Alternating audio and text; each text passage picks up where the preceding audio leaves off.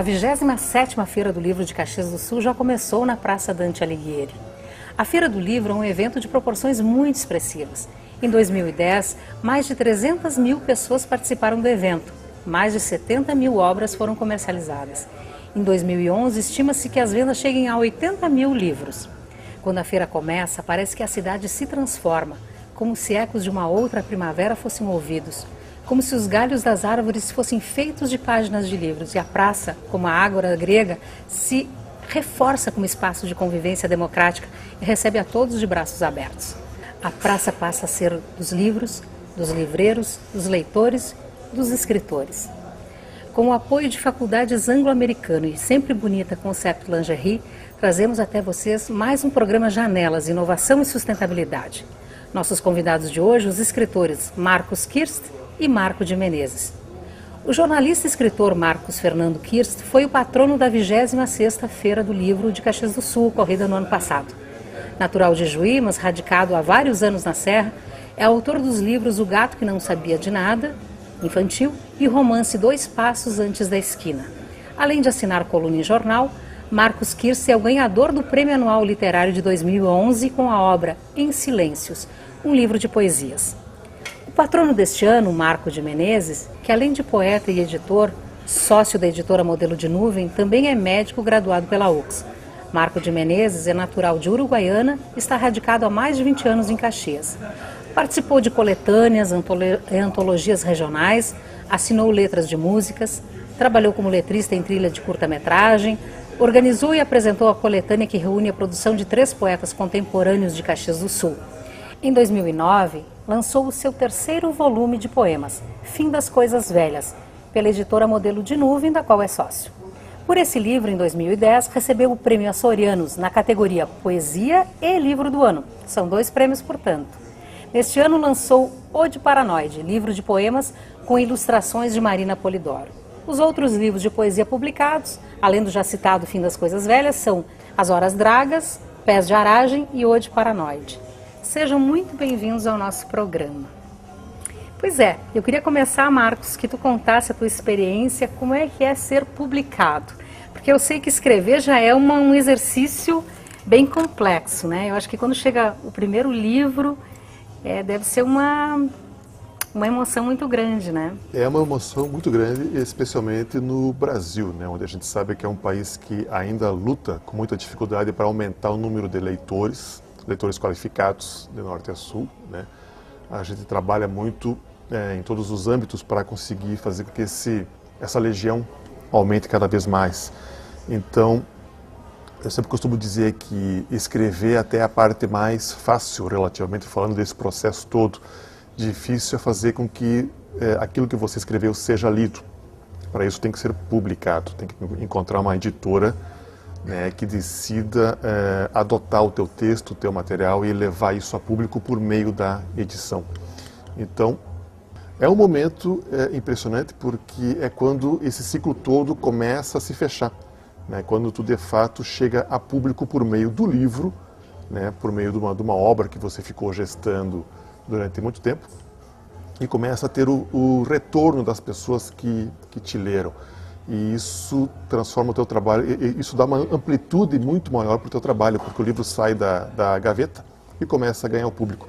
A partir disso, começaram a vir outras edições, quer dizer, vários livros, como tu já citaste, de criação pessoal, como o Infanto Juvenil, O Gato que Não Sabia de Nada.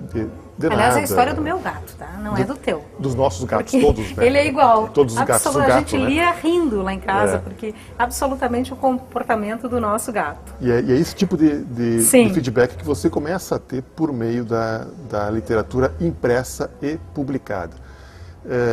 Até acho que tem algumas questões a serem discutidas depois, até com o Marco, sobre isso. O Marco é proprietário, sócio proprietário de editora, sabe como é que esse mercado funciona.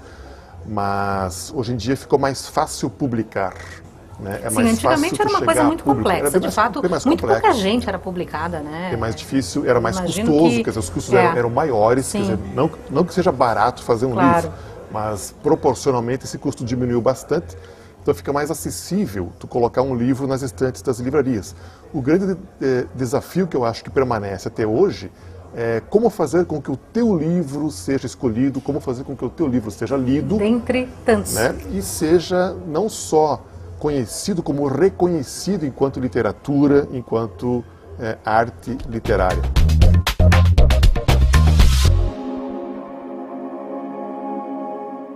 Marcos, da onde surge a ideia de escrever um livro, inspiração? Me conta um pouquinho. Bom, eu vivi 5 anos na Itália e quando eu estava lá, eu criei um blog. Vivia muitas situações diferentes no cotidiano italiano. Embora a gente tenha a nossa cultura italiana aqui, é uma realidade muito diferente lá. E então eu senti a necessidade de escrever contando um pouquinho das experiências que eu estava vivendo lá. Passado um tempo, eu achei que tinha um material que poderia ser aproveitado. E aí resolvi fazer uma seleção dos meus textos e participar do Financiarte. Fui contemplado agora no 2º semestre e o livro está aí. E como foi escrever esse livro? Olha, a escrita, no meu caso, escrever nunca é fácil. Eu digo por mim, não é fácil. A inspiração, ela não chega de uma hora para outra. Eu acho que é um processo criativo, ele leva tempo, é trabalhoso. Acho que a gente tem que estar sempre lendo, buscando influências. Comecei a desenvolver a minha escrita aos poucos, né? Esse livro surgiu bem despretensioso. Então, depois que o escritor termina de escrever o seu livro, o próximo passo é procurar uma editora, né? Isso realmente é uma questão bem complicada, é uma etapa muito difícil na vida do escritor, principalmente pela primeira vez, porque ele tem que escolher uma editora e também ser escolhido pela editora, né? E hoje a gente tem perto de 2.000 editoras no Brasil, cada uma com uma especialidade diferente. Então o escritor ele tem que encaminhar seus originais para uma editora que mais combine com aquele tipo de livro que ele escreveu e também com o público que ele pretende alcançar. Porque tem 2 formas de você ser publicado, né? Tem uma das formas que seria a forma convencional, em que a editora assume os riscos da publicação, né? Em que a editora financia o autor, né? Esperando que ele vá ter uma venda que recupere esse investimento que a editora fez, né? E tem a outra forma que é via prestação de serviços, né? Que é quando o autor tem já patrocínios ou tem leis de incentivo à cultura para fomentar a publicação do livro. Depois, então, que é feito todas essas análises e ele, enfim, então, é escolhido para ser lançado pela editora, vai para a parte da gráfica. Isso. Aí a gente, claro, antes a gente tem um processo de criação do livro, no formato livro, né? A criação de capa, que é uma parte da cadeia da produção do livro, que exige muita percepção do marketing, né, do produto. O livro todo definido a campanha de lançamento dele, de marketing, definido todas as questões que vai estimular as pessoas a procurarem o livro, aí realmente ele vai para a gráfica para ser rodado. Fontana, então, depois que o livro já é editado, vem aqui para a gráfica, qual que é o primeiro passo, a primeira coisa que vocês fazem? Após receber os arquivos do nosso cliente, nós passamos então na editoração eletrônica, onde todas as imagens, todos os arquivos, desde da capa até o miolo, com todas as suas páginas, vão ser processadas, imposicionadas para formar cadernos, para que se possa dar continuidade no processo na impressão. Aqui o Valtuir, então, ele faz a revisão dos arquivos que foram processados na editoração eletrônica, faz uma revisão e a partir dessa revisão ele dá o comando para fazer a gravação através do CTP, que é uma transferência direta da imagem que está digitalizada na tela do computador para uma matriz de impressão. Aqui o processo passa a se tornar analógico e não mais só digital. Então ele passa realmente a ter uma postura física. É aqui que nós começamos a sentir o livro. Após então as matrizes serem gravadas no processo que nós já vimos, passamos a transferir isso para a máquina, e na máquina impressora é que se processa então o papel, que realmente se vai transferir aquela imagem que foi elaborada na editoração eletrônica para o papel que vai gerar o livro posteriormente. E aí, Marco, a tua trajetória é um pouco diferente da do Marcos, né? Eu sei que tu escreve há muito tempo, né? Na verdade, eu acho que tem uma semelhança, que é a coisa do primeiro livro, né? Outro dia eu estava discutindo nessas redes sociais, tipo Facebook e tal, e alguém perguntou, mas eu não me sinto poeta, não me sinto escritor e tal.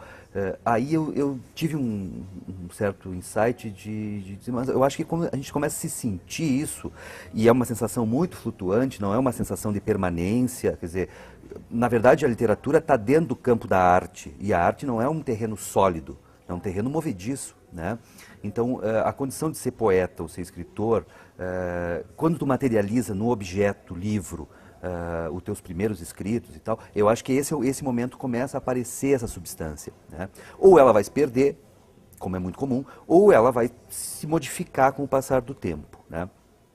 Então, nesse aspecto, eu acho que nós temos uma... Porque é muito difícil, assim, na verdade, assim, se assumir como escritor, se assumir como poeta, é uma coisa meio complicada, porque, às vezes, é necessário um tempo grande, assim, demorado, para tu realmente um amadurecimento, digamos, pessoal até, né? E que, em alguns casos, pode ter uma obra muito boa, mas tu não vai conseguir ter paz com aquela condição de ser escritor ou não. Então, não imuniza ninguém ser poeta ou ser escritor, né? Nós continuamos no mesmo nível que qualquer ser humano, né?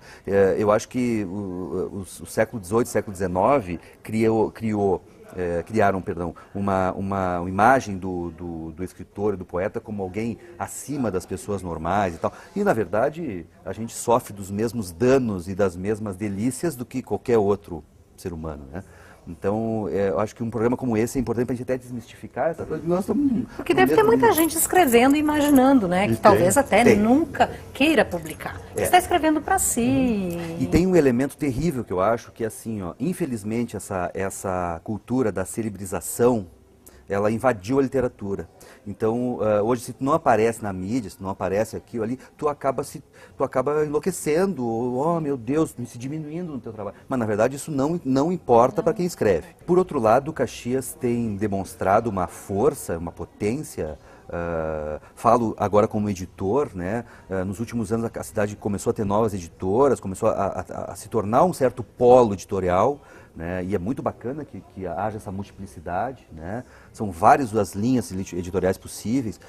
Na minha editora a gente prioriza ficção de criação, né? Ficção criativa, né? Poesia, livros infantis juvenis, livros de arte, basicamente por aí, né? Mas a gente tem uma gama grande de gente publicando ensaio, gente publicando autoajuda, enfim, crônicas, enfim. Evidentemente que a gente tem o gosto pessoal e vai acabar levando o gosto pessoal para dentro do trabalho, né? Impossível eu querer publicar alguém de quem eu não goste do trabalho, ou de quem o conjunto de editores não aceite. Então... Chuva que bate na janela, é pingo que escorre do lado de fora e rima com a lágrima que chove no rosto, sozinho do lado de cá. Esse mercado editorial caxiense que surgiu, que está se estabelecendo e se consolidando nos últimos anos, com novas editoras surgindo, como a Modelo de Nuvem, a Belas